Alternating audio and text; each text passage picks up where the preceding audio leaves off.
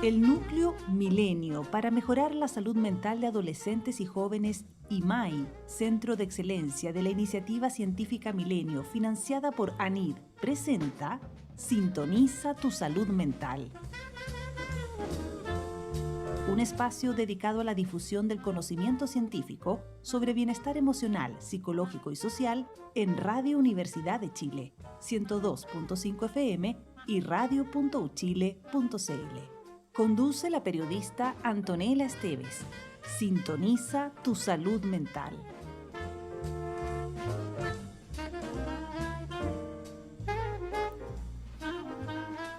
Muy buenas tardes, ¿cómo están? Son las 6 de la tarde con 2 minutos de este 1 de junio, un día bastante noticioso en nuestro país, pero en donde nosotros nos encontramos nuevamente con este espacio que hacemos en conjunto con el Núcleo Milenio para mejorar la salud mental de adolescentes y jóvenes. Y hoy día vamos a hablar de un tema que sin duda cruza la experiencia de todos, todas y todes, pero especialmente de las mujeres.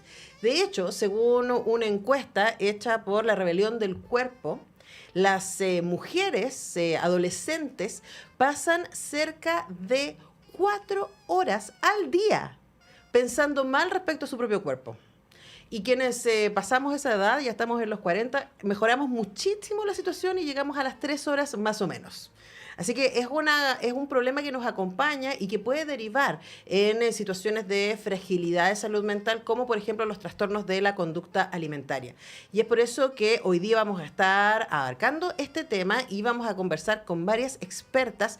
Y ya tenemos en el estudio a Isidora Paiva, Ana Barrera. No, Isidora Paiva. Es que me confundo aquí con tanta gente, que Sí, tantos no hay nombres. problema. Muy bien. Isidora Paiva, que me presentaron más temprano, pero Isidora vengo con la cabeza revuelta. Psicóloga e investigadora del Núcleo Milenio IMAI, ¿cómo estás? Bien, súper bien y súper entusiasmada. ¿Y tú? Yo estoy bien, además que este es un tema que a mí particularmente me importa muchísimo. De hecho, esta fue mi puerta de entrada para el feminismo. Y lo pongo así como escena, ¿no? Para que la gente pueda ya entender por qué estamos hablando de esto. Porque a veces cuando hablamos de autoimagen, ¿no? Y de body positive y todas estas cosas, cuesta bajar la importancia y hay mucha gente que dice, ¿qué tanto, qué tan grave es, ¿no? Y yo me acuerdo hace una década atrás, más o menos, un poco más, haber tenido al mismo tiempo, en una cuestión de meses, 2 adolescentes cercanas en la UTI por problemas de trastorno de la conducta alimentaria. En un periodo muy corto. Una familiar y la hija de una amiga, y me acuerdo que mi pregunta en ese momento fue, ambas de familias bien constituidas, uno diría, ambas sanas, ambas además dentro de los estándares de belleza de nuestra sociedad, adolescentes además como la piel de manzana en todo su esplendor, y yo me acuerdo me preguntaba, a ver, ¿qué les estamos diciendo a nuestras jóvenes, a nuestras mujeres, para que lleguemos a estos extremos? Y efectivamente es un problema de salud pública del que hablamos muy, muy poco. Entonces, quizás mi primera pregunta para ti, Isidora, es como, ¿por qué cuesta tanto reconocer que los problemas de la conducta alimentaria son problemas de salud pública?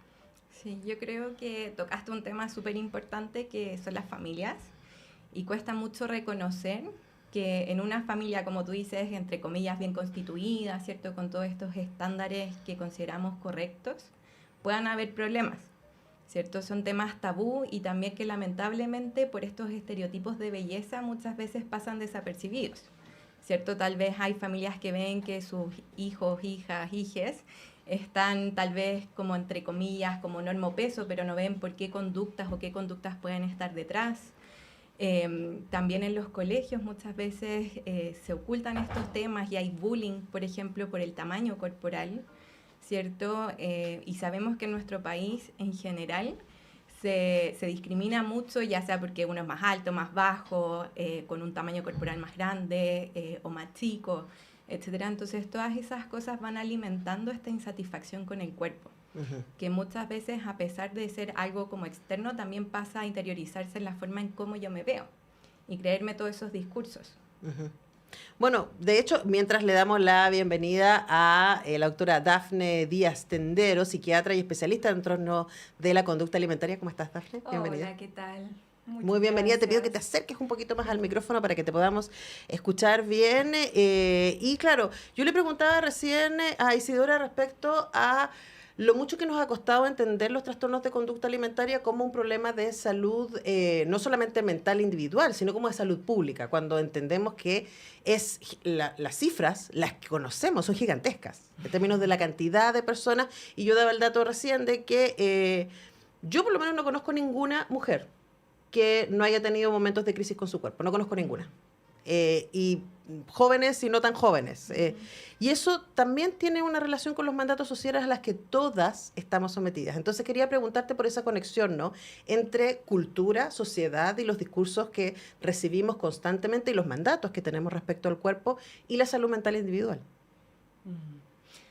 A ver, quizá entender ahí el concepto de belleza también, que va a ir cambiando con el tiempo, pero ese concepto de belleza tiene que ir de la mano con el respeto al ser humano, que es cada mujer, cada hombre. Y desde ahí la posibilidad, y que no solo se ve a nivel del cuerpo, sino que también a nivel de ser distinto a lo mejor en otras cosas.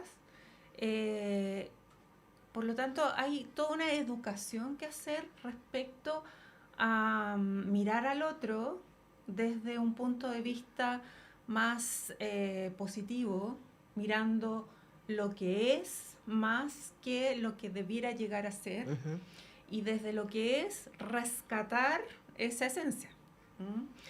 Por lo tanto, dentro de los trastornos de la conducta alimentaria, y a propósito de lo invisibilizado que están, nos cuesta también ver ese malestar que muchos tenemos o tienen o podemos llegar a tener, porque lo escondemos, porque nos da vergüenza, nos da miedo poder mostrar que tenemos cierta inseguridad y vemos en el otro un crítico más que una ayuda. Y esa mirada crítica, esa mirada que empieza a ser desde el otro como el deber ser, más que ayúdame, hagamos de esto algo no solo mío, sino de nosotros, cuesta hacer el paso, tener esa mirada más compasiva desde el punto de vista también del mindfulness, entendiendo que yo me doy cuenta del dolor del otro, lo tomo y también quiero ayudar para que el otro alivie ese dolor y ese otro desde sus recursos pueda cambiar esa posición. Y no cambiarla desde cambiar mi cuerpo, sino cambiar la posición en torno a yo me quiero como soy por lo que valgo. Pero ahí hay que pegarse un salto grande, ¿no? Y estoy haciendo esta reflexión en términos de, especialmente en las mujeres, y hoy día, por supuesto, sabemos que adolescentes varones, y qué decir, las diversidades sexuales, están súper desafiadas en términos de su propia autoimagen y las consecuencias que aquello tiene. Pero en el caso de las mujeres, nosotros tenemos un mandato muy claro, ¿no?, que tiene que ver con la mirada patriarcal de que las mujeres estamos hechas para hacer familia, para casarnos y para tener hijos. Para que eso suceda, tenemos que resultar atractivas desde una edad temprana para poder conseguir que haya un varón, por supuesto tiene que ser un varón, que nos escoja, ¿cierto?, y nos transforme en esposa y luego madre. Entonces, frente a lo que decías, ¿no?, muchas veces estos lugares de mandato están en las abuelas, están en las mamás, de no comas tanto, oye, te estás pasando un poquito, gordita, ¿cierto?, o hija, ese tipo de comentarios, ¿no?, que probablemente ahora quienes nos están escuchando, ustedes asienten, pero estoy segura que las mujeres que están en sus casas también están asintiendo, porque todas de uno u otro lado, con las mejores intenciones de nuestras madres o de nuestras abuelas o de nuestras tías, hemos recibido comentarios sobre nuestros cuerpos. Y ahí preguntarle, Isidora, respecto que tú trabajas específicamente sobre imagen corporal, pero en el caso de personas de trans y de la comunidad, pero es algo que también afecta a todos y todas. ¿Cuál es la relación que existe entre nuestra construcción identitaria y nuestra autoimagen corporal. Sí, está totalmente conectado porque igual desde la niñez empezamos a tener un reflejo de las otras personas en cómo vamos viviendo nuestro cuerpo, ¿cierto? Cuando somos bebés nos dicen, por ejemplo, esta es tu nariz, este es tu pie, etcétera, y vamos a incorporar estos elementos de lo que significa tener un cuerpo. En la medida en que vamos creciendo vamos a poder representar este cuerpo más en nuestra mente y ver si hay aspectos que me agradan o no. Y ahí lo que tú dices, yo creo que todas las personas hemos crecido, ¿cierto? Con estas ideas de no soy lo suficientemente tal vez bonita, bonito, etcétera. Y vamos guardando esas emociones, ¿cierto? Hacia adentro, como decía la Dafne antes, y vamos ocultando, ¿cierto? Como sintiendo tal vez culpa de lo que sentimos, de quiénes somos, etcétera. Y en la adolescencia hay un desafío súper grande porque estamos en el proceso de construcción de nuestra identidad, que ese es el desarrollo evolutivo de esa edad. Y ahí la validación de los pares es esencial. Entonces, si consideramos que probablemente vamos a tener pares que van a estar también cuestionando sus cuerpos, ¿cierto? Sus identidades, tal vez sus orientaciones sexuales, si están a gusto o no con esta imagen corporal, vamos viendo un desafío como súper grande. Y que ahí quiero destacar que podemos cambiar tal vez en vez de hablar solo de lo externo, de la apariencia física, que es lo que muchas veces altera en cómo vivimos nuestro cuerpo, en destacar características valiosas de este, ¿cierto? Como aspectos tal vez también más psicológicos, como decía la Dafne, de valoración. Y tal vez cuando vemos, por ejemplo, en especial pensando en la adolescencia, en vez de decirle, oye, estás más gordito, más flaco, etcétera, pensar en como, no sé, luces bien, luces feliz, estás radiante, o características de ese estilo, ¿cierto? Para fomentar esta construcción de identidad a raíz de características que tienen un valor como más importante, ¿cierto? En otros términos, más que por la apariencia física, que es lo que el otro ve de acuerdo a este estándar cultural y social. Claro, y además uno puede entender que estos estándares han existido desde que existe representación, básicamente, ¿no? Y de hecho por ahí ustedes pueden buscar, yo lo uso en clases, hay unos videos en YouTube que muestran así como cómo se ha cambiado el mandato, no el cuerpo, porque los cuerpos de los hombres y las mujeres han sido más o menos parecidos dependiendo de nuestra alimentación, pero se han demorado miles de años en cambiar, ¿no? Pero en general, si uno sigue los últimos 3.000 años, más o menos las referencias que tenemos en términos de representación, lo que ha cambiado es el mandato. En algún momento se aceptaron y fueron deseables las mujeres con cuerpos más redondos, en otros momentos, pensemos en los 60, 70, lo que se llama a ser skinny, así súper ultra flaca, y ese mandato ha estado ahí, pero hoy día parece ser, y aquí quisiera preguntarte, Dafne, sobre los mandatos que aparecen en las redes sociales, que nos abarcan, ¿no? Estamos rodeados, especialmente los adolescentes, con alto consumo de imágenes. ¿Cómo contrarrestamos eso? A ver, quizá contextualizar un poco, porque cuando uno conversa con pacientes que están sumidas en este trastorno, se refugian mucho en las redes y se refugian mucho también en la respuesta a esas redes, por ejemplo el TikTok, y que suben un video y cómo me encontraron, cuántos likes me dieron, para mejorar su autoestima. Recordemos que muchos de estos son adolescentes que están construyendo su personalidad.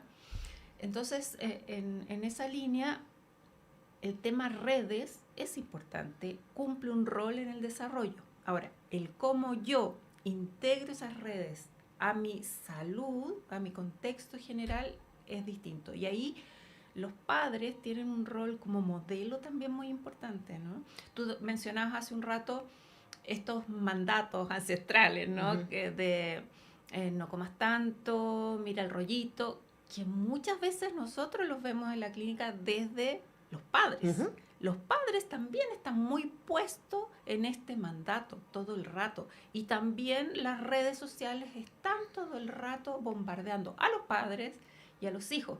Por lo tanto, ahí mirando el padre como el modelador, el adulto que debiera guiar, no necesariamente está. Por lo tanto, ahí los valores son muy importantes, y el hacernos conscientes de qué le estamos entregando a nuestros hijos. Pero por otro lado, también enseñarle a nuestros hijos otros valores, otras maneras de ocupar nuestro tiempo, porque también además, el estar tan ligado, pegado a las redes sociales implica poco autocuidado. Y en esta enfermedad, en estos trastornos, el autocuidado es fundamental. El autocuidado bien entendido. No como ir al gimnasio a sacar masa muscular, ¿no? Y tener el cuerpo que está ahí en el video. Sino más bien como el respeto que tengo un cuerpo al que debo dedicarle tiempo y no solo estar ahí en la pantalla. Por lo tanto, el hacer un deporte, sobre todo un deporte que sea integrativo, con otros compañeros, donde en grupo puedes aprender a conseguir un objetivo, básquetbol, voleibol, fútbol, eso es muy protector, ¿ya?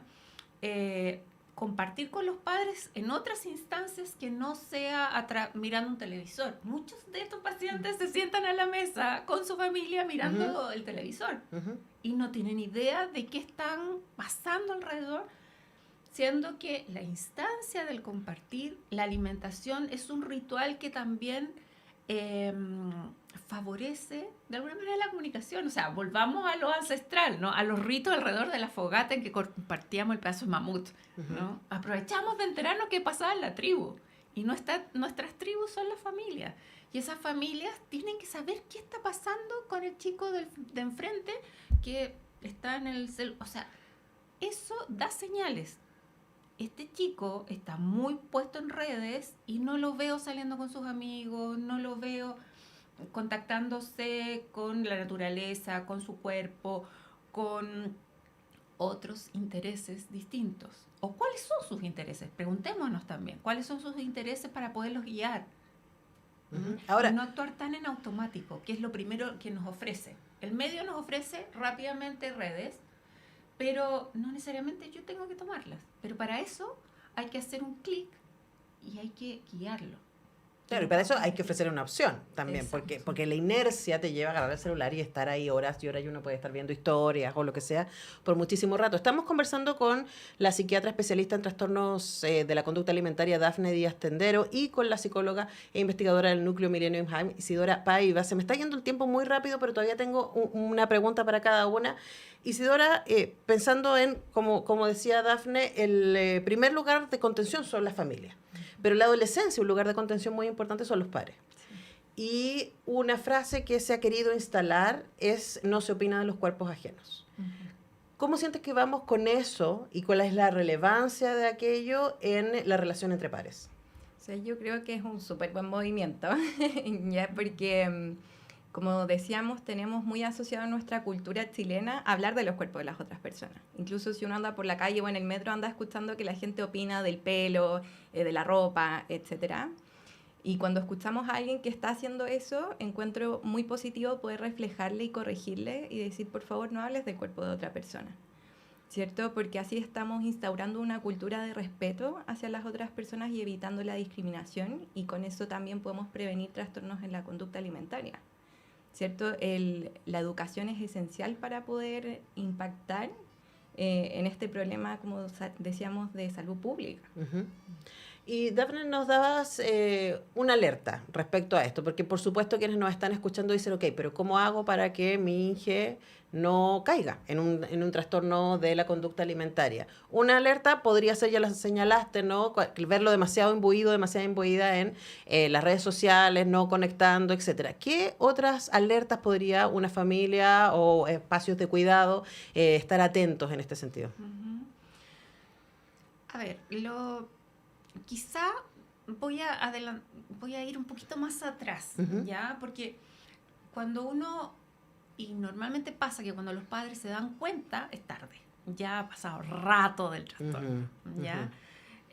Por lo tanto, hay que estar siempre atento. La adolescencia es un momento vulnerable. Los momentos de cambio para los adolescentes son momentos vulnerables. Nosotros vemos paso a enseñanza media, salida del colegio, inicio de la universidad, son momentos críticos en que si está la vulnerabilidad para el trastorno alimentario y los factores que rodean favorecen, va a aparecer un trastorno alimentario, pero podría aparecer una depresión.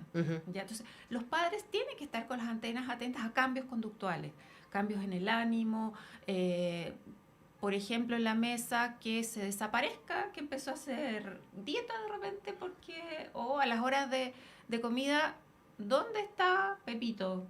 No está en ninguna parte. O rápidamente después de la mesa desaparece al baño y así en forma continua. Que empieza a seleccionar comida. Muchos de nuestros pacientes se vuelven vegetarianos o veganos. No es que haya nada en contra de ese movimiento, y si es bien entendido por una conciencia de lo que significa, perfecto. Pero a veces es la excusa perfecta para comenzar una dieta o un trastorno alimentario. Se ponen selectivos con alimentos. Evitan cierto tipo de alimentos que supuestamente son malos. Se satanizan porque engordan. Comen solo lechuga. En el colegio tiran la comida y de repente llama un profesor: pillamos a fulano botando en el basurero la comida. Ojalá que pase eso y los profesores y lo puedan ver. Observándolo. De pronto, ya ha pasado que encuentran bolsitas con comida, muchos alimentos por el otro lado, ¿no? Ya no solo en la restricción, sino en la sobreingesta de paquetes de galletas, dulces en el dormitorio, debajo de la cama. Algo raro pasa. La despensa de repente se desaparece en las colaciones de los hermanos chicos. ¿Qué pasó? Claro, porque, y esto, cuando pensamos en estos trastornos, estamos hablando desde los atracones, o sea, como gente que come muy, muy obsesivamente por un momento, hasta la anorexia. Exacto. Dejar de comer. Y entre medio la bulimia, que es ingesta, y luego vomitarla, ¿no? Y esto tiene muchísimo espacio, y vamos a seguir conversando de eso después de la pausa, pero antes de dejar ir a Dafne, una pregunta que me parece fundamental y que tiene que ver con salir de ahí. ¿Cómo se sale de un trastorno? Se sale y se puede. Eso es lo más importante. O sea, porque de pronto llegan las pacientes: no, es que esto no va a cambiar nunca, esto no, yo voy a hacer siempre así. Se sale, se puede, y uno puede volver a relacionarse con la alimentación de una manera sana. Eso es lo primero. Y el enfoque es un enfoque multidisciplinario, porque necesitamos consejería desde la alimentación, necesitamos mejorar la autoestima y cambiar los parámetros y estos paradigmas en términos de cómo me relaciono con mi cuerpo, cómo me relaciono con mi autoestima. Hay que trabajarla. Y por otro lado también muchas veces se necesita apoyo farmacológico. ¿Ya? Son tratamientos, bueno, es una de las cosas complejas, es un tratamiento que tiene buenos resultados, pero es multidisciplinario, por lo tanto no es barato. Entonces ahí hay un tema y no está en el GES. Entonces el acceso también de pronto no es fácil. Bueno, primero las alertas, ¿no? Hay que estar atentos y atentas, y también, bueno, vamos a preguntarle a nuestra siguiente invitada respecto a las razones. ¿Cómo llegamos hasta ahí? Nosotros entramos inmediatamente aquí al problema en este primer bloque. Lo hicimos al revés porque es un tema urgente, es un tema que está ahí, del que sabemos además súper poco. Hay muy, muy pocas cifras respecto a lo que tiene que ver con los trastornos de la conducta alimentaria, entre otras razones por las que ustedes nos decían, porque hay mucha vergüenza, porque se esconde, porque en general no es algo que esté encima, está al revés, está la demanda encima, pero no está el problema encima. ¿Sabes? No sé si puedo agregar una cosilla. Por favor. Muchas veces se piensa el trastorno alimentario en los clásicos, bulimia, anorexia, y eso, casi. ¿Ya? Pero están los trastornos por atracones, están los inespecificados, y hay otros más pequeños. Y la mayoría silenciosa, no son bulimia ni anorexia, no cumplen con todos los criterios, ¿ya? Y porque no cumplen todos los criterios, porque no estoy flaca como espárrago, no me parezco a lo que aparece en la imagen de YouTube, no tengo anorexia. O porque yo me doy atracones de vez en cuando y no hago nada más, no tengo un trastorno alimentario. Y eso es falso. Entonces, ojo ahí, porque de pronto es como consultar por un cáncer cuando lo tengo con metástasis, claro, versus consultar cuando está recién empezando. Y la alerta ahí sería, mi prejuicio sería inmediatamente reconocer cuando uno ya tiene una relación poco amable con la comida. Sí.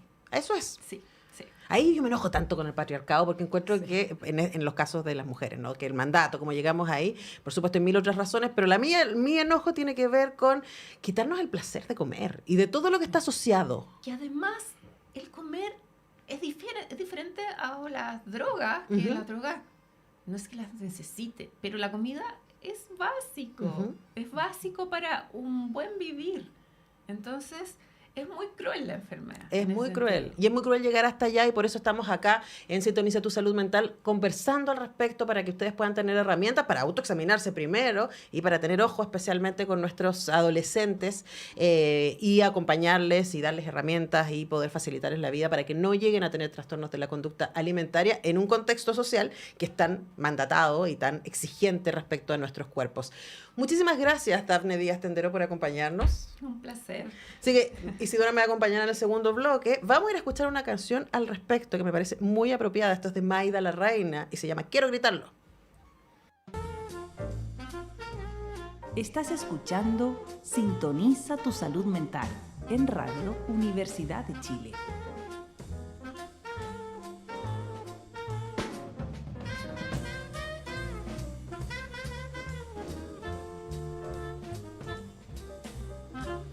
Continuamos haciendo Sintoniza tu Salud Mental acá en Radio Universidad de Chile, hablando hoy día de trastornos alimentarios a partir de, yo decía antes en el primer bloque que tenemos poca información. Hay algunos estudios. En Chile en el 2014 se realizó una investigación que detectó que el 15% de los encuestados tenía alguna conducta de riesgo o trastorno de la alimentación. Otro estudio del 2020 confirmó que las mujeres tienen hábitos de alimentación más alterados que sus compañeros varones. También se ha visto que varones homosexuales y bisexuales están en mayor riesgo de tener estos síntomas, de lo cual se infiere que cuando se desea la aprobación masculina hay mayor tendencia a buscar ciertos estándares de belleza corporal. Vamos a volver a eso con una de nuestras invitadas que está aquí, que asiente con mucha fuerza. Y un grupo de científicos de la Universidad Católica de Temuco, donde participó nuestra siguiente invitada, hizo una investigación en el 2020 en donde se encontró que el 44,6% de los estudiantes encuestados tenía conductas alimentarias de riesgo entre moderadas y altas. La doctora Ana Barrera fue una de las investigadoras y la tenemos al otro lado de nuestro Zoom. Ana, muy buenas tardes, ¿cómo estás? Muy buenas tardes, gracias por la invitación.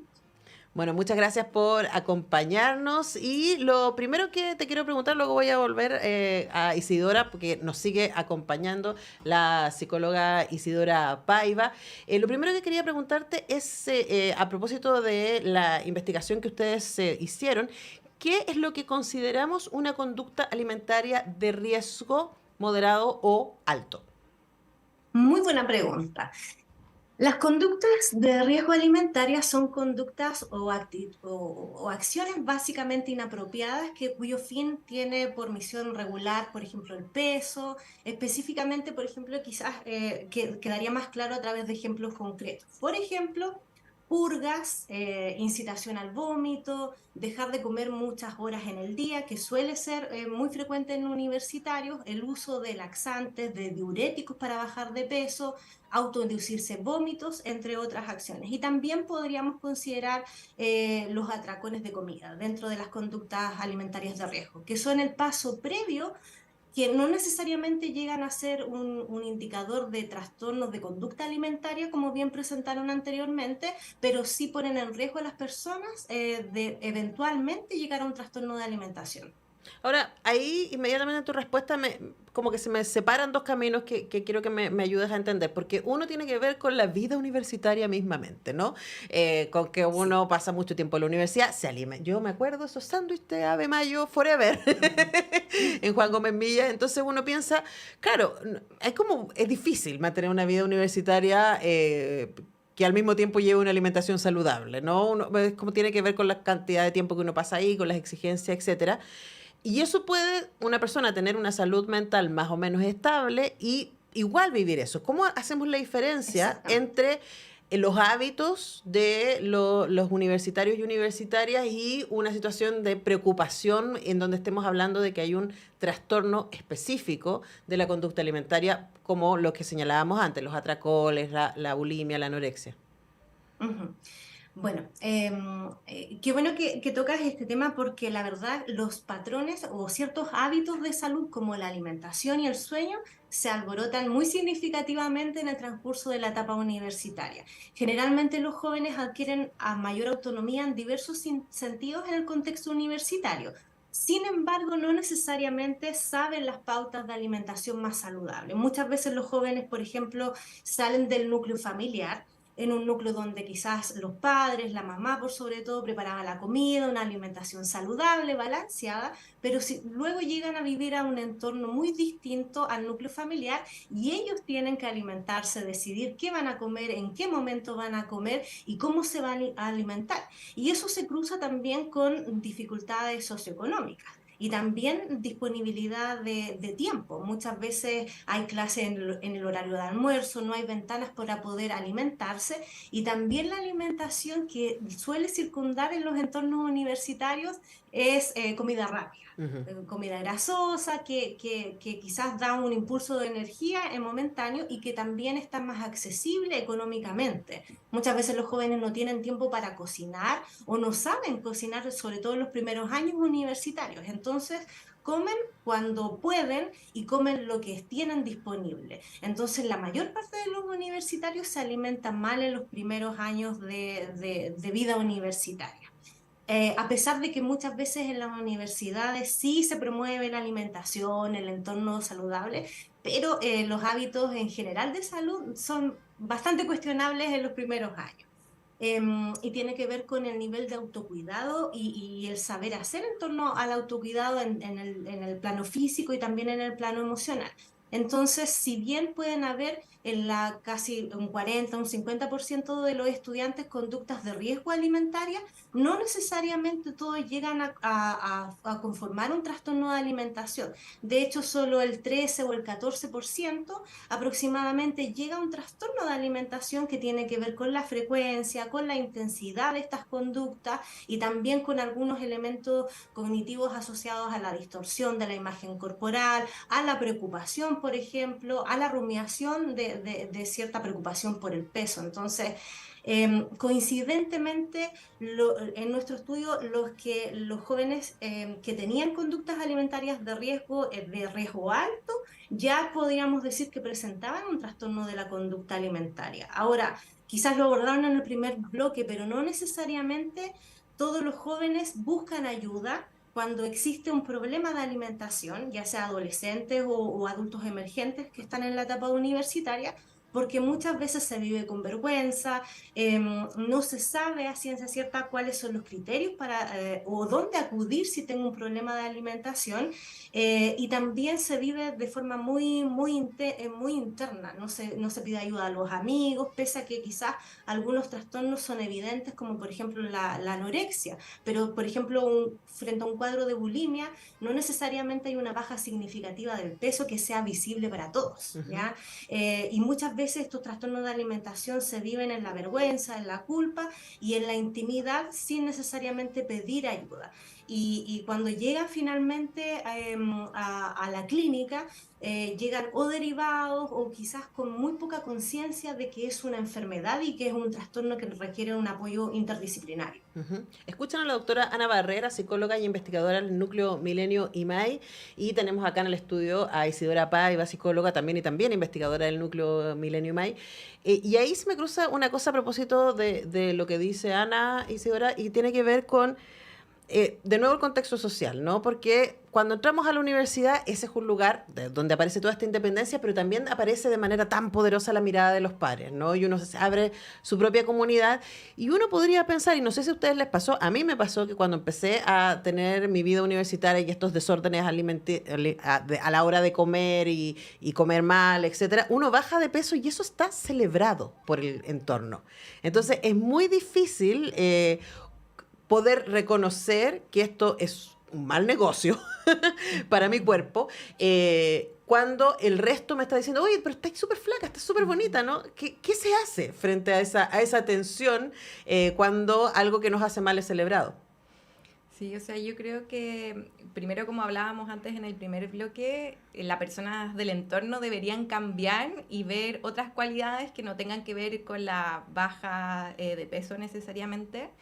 Y también inculcar en las personas el poder decir, por favor, no me digas eso, no necesariamente es bueno, tal vez tengo mucho estrés o es porque he tenido una semana pésima. O estoy deprimida. ¿Cierto? Estoy deprimida. Etcétera, o incluso, como decía Ana, puede ser que no tengo plata también, ¿cierto? Pensando en otros aspectos socioeconómicos, ¿cierto? Entonces yo creo que ahí es súper importante darle también el poder a las personas de poder visibilizar que eso no necesariamente es bueno, de decir, pucha, ¿quieres saber por qué me pasó esto?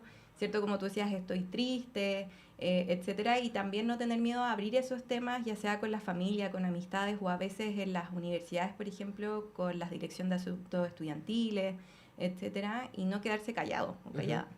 Ahora, nos decía Ana recién que entre un 13 y un 15% de los estudiantes que ustedes encuestaron llegan a desarrollar trastornos alimentarios. Igual el dato es altísimo. Y quería preguntarte a largo plazo, ¿cuáles son las consecuencias de sostener un trastorno alimentario? Muchas veces, bueno, yo creo que Isidora es la experta en trastornos de alimentación, pero muchas veces los trastornos de alimentación son considerados casi una enfermedad crónica, porque si bien pueden iniciarse en la niñez tardía, por ejemplo, o habitualmente en la adolescencia, que es la etapa crítica para el inicio de estos trastornos, porque aumenta la imagen, la sensación de imagen corporal y la importancia de la imagen corporal y la comparación con otros. em, Pueden ser sostenidos a través del tiempo. Entonces, no es que una persona quizás tenga un trastorno de alimentación y después se olvidó, probablemente siempre va a tener mayor conciencia o preocupación sobre su peso, sobre si subió o no, comparación con las otras personas. Entonces, de alguna manera tiene que haber un tratamiento oportuno y probablemente muchas personas pueden recaer más adelante en otras etapas de su ciclo vital, como en la universidad o como en la adultez o cuando ya tienen hijos o tienen un embarazo. Por ejemplo, entonces probablemente las personas que tienen un trastorno de alimentación siempre van a tener esa preocupación, pero si tienen un tratamiento oportuno, quizás la cantidad de sufrimiento psíquico o en cómo influye en su vida va a ser muy distinta si tienen un tratamiento y un acompañamiento multidisciplinario, pero también por parte de la familia. Entonces, es bueno concientizar a las personas que están alrededor de la importancia de no transmitir estos comentarios que tú bien decías de, oye, bajaste de peso, qué bien por ti, sin saber lo que hay detrás. Y también, sobre todo, comentarios, oye, estás más gordita, por ejemplo, o gordito, o estás más anchito, que son típicos en nuestra realidad cultural, pero que pueden ser incitador o desencadenantes de un trastorno de alimentación. Entonces, sí hay abordajes adecuados, sí hay personas que se sienten mejor a través del tiempo, pero probablemente el peso en nuestra cultura, siempre hay un estímulo a bajar de peso, a tener un cuerpo ideal. Entonces las personas quizás pueden recibir un tratamiento, pero siempre va a estar el bombardeo de los medios sociales o de las mismas personas alrededor. Entonces, ojalá que la persona que tuvo un trastorno de alimentación se recupere, exista una conciencia de que es una enfermedad, pero quizás más adelante puede tener una recaída, y ahí es importante acudir, buscar el apoyo familiar, el apoyo profesional, y quizás hablar también, verbalizar de sus preocupaciones y pedir ayuda cuando quizás vea que puede nuevamente caer en una crisis. Bueno, estamos conversando con Ana Becerra y tenemos acá en el estudio a Isidora Paiva. ¿Te querías decir algo, Isidora, Sí, antes que te haga quería la pregunta? agregar, gracias. Como decía Ana, en verdad, frente a cualquier trastorno en la salud mental, uno puede tener una recaída, y yo creo que ahí es súper importante visibilizar los temas en salud mental y activar las redes de apoyo, porque muchas veces esperamos que la persona que está sufriendo sea la que nos active. Claro. Pero también muchas veces nos damos cuenta de que alguien está pasando por algún momento difícil y no preguntamos tampoco, porque también es un tabú. Entonces yo creo que es súper importante el poder también las personas tomar un rol más activo en el entorno, y si vemos que alguien lo está pasando mal, o como decía Dafne antes, y no está comiendo tal vez en la universidad o estamos viendo conductas que nos llaman la atención, acercarnos y preguntar. Como al igual que en el tema del suicidio, muchas veces las personas creen que preguntar es un factor de riesgo, pero al contrario, es un factor protector, porque yo le muestro a la persona que eso que se avergüenza o que siente culpa no es algo para sentirse mal, ¿cierto? Así que yo quería hacer esa invitación al entorno también, activarse y no solo esperar que la otra persona que sufre sea la que busca la ayuda. Claro, preguntar honestamente, ¿cómo estás? Sí, y esperar la respuesta realmente. Bueno, estamos conversando sobre trastornos alimentarios, es un tema importante en nuestra sociedad. Nos decía hace poco nuestra invitada, la doctora Díaz Tendero, que, claro, podemos hablar de aquellos más visibles, ¿no? Como la bulimia, la anorexia, los atracones, pero entre medio hay todo un mundo que tiene que ver con la mala relación que podemos llegar a tener con nuestra comida, ¿cierto? Y es algo que las mujeres especialmente sufrimos un montón y no se pasa con los años. Es una cosa muy, muy difícil. Entonces, quizás para ir cerrando y preguntarles a ambas, ¿no? ¿Cómo nos protegemos de un trastorno que puede derivar en temas de salud mental y física realmente graves, cuando la sociedad entera parece estar complotada, ¿no? Para dirigirnos hacia ese lugar de, por un lado, dismorfia, que era algo que quería preguntarte, Isidora, específicamente, de no reconocerme en eso que veo en el espejo, que es algo que es común para las personas que sufren de trastornos alimentarios, especialmente anorexia, que no se ven flacas, como suele suceder también desde otro lugar muy distinto con las personas trans, ¿cierto? Que no se reconocen en el espejo porque lo que les muestran no es lo que ellos son. Entonces ahí también hay otra manera muy distinta, en otro tono, sin duda, no estoy comparando, cuando se hace tan difícil, ¿no? Desde lo social poder sostener esto que es un dolor íntimo. Sí, yo creo que desde la prevención, como tener claro la educación, desde los colegios, las familias, todos los entornos en los cuales las personas se mueven, también como factores personales que uno pueda hacer, cuidar el consumo de redes sociales que tenemos, por lo mismo que hablábamos antes, de que tal vez hay influencers que promueven un estilo de vida como pro delgadez que está en contra de lo saludable, y sí tal vez tomar cuentas que tienen contenido más neutro o positivo del mismo, porque a veces también se cae en un positivismo tóxico, ¿cierto? Que tienes que amarte. Exacto, ¿cierto? Y uno dice, pero ¿y cómo? Claro. ¿Cómo si todo a mi alrededor me dice que estoy mal? ¿Cómo me voy a amar? Exacto. Y yo creo que algo también muy útil que podemos tomar es, por ejemplo, preguntarle a nuestro entorno qué cualidades positivas ve de nosotros. Por ejemplo, no sé, a las personas más cercanas que uno tiene, decirle, dime 3 características que te gustan de mí. Y ahí probablemente van a aparecer cosas como eres buena persona o cualidades como más psicológicas, y tal vez ocupar eso como mantra. Como ya mis personas me valoran por esto, no tal vez por mi apariencia física o por cómo luzco, etcétera.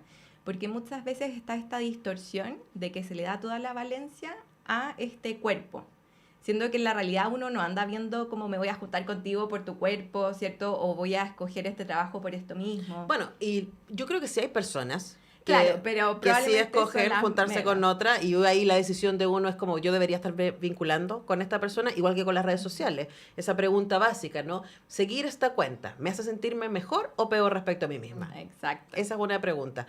Para cerrar, quiero preguntarle a Ana a propósito también de la investigación. Y claro, Isidora nos daba algunos tips respecto a los entornos, ¿no? A uno como parte de una familia, parte de una comunidad. Pero ¿qué pasa con las comunidades universitarias? ¿Qué factores protectores podrían desarrollarse en este sentido? Prácticamente yo creo que son bastante similares. Yo creo que un factor protector en términos de salud física y mental, salud en general, es el apoyo social, una red de apoyo con los amigos, con otros significativos y también con la familia en este tema. Si nos preocupa nuestro cuerpo, nuestra salud y también nuestra autoestima en las diversas áreas que se puede desarrollar, tenemos que abrir estos temas.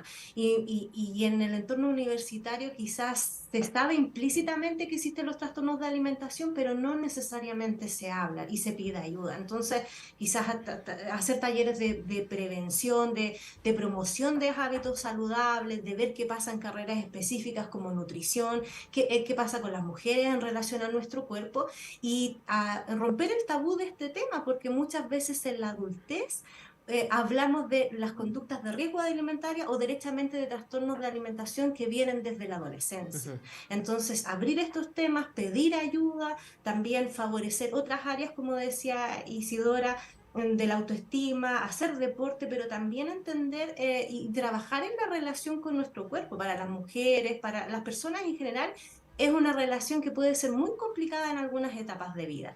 pero también tenemos que normalizar que nadie tiene un cuerpo perfecto, que no somos modelos y que en nuestra cultura chilena, digamos, no tenemos una contextura física como, no sé, sueca o europea, sino tenemos otra contextura que igualmente es válida y que somos más que un número en la pesa, que finalmente nuestro cuerpo nos permite estudiar, nos permite trabajar y hay que cuidarlo en términos de los hábitos de salud en general, no solamente en la alimentación, y que finalmente es nuestro valor significativo que nos acompaña en lo cognitivo, en lo emocional, y que finalmente somos más que un número que sale en la pesa, y ese enfoque también está siendo promovido en algunas redes sociales, a través de algunos profesionales de la salud que se están actualizando como nutricionistas. Entonces, desde la investigación, desde la academia, desde los entornos universitarios, tenemos que hablar de este tema para romper tabú y ver cómo nos sentimos y qué podemos hacer para apoyarnos.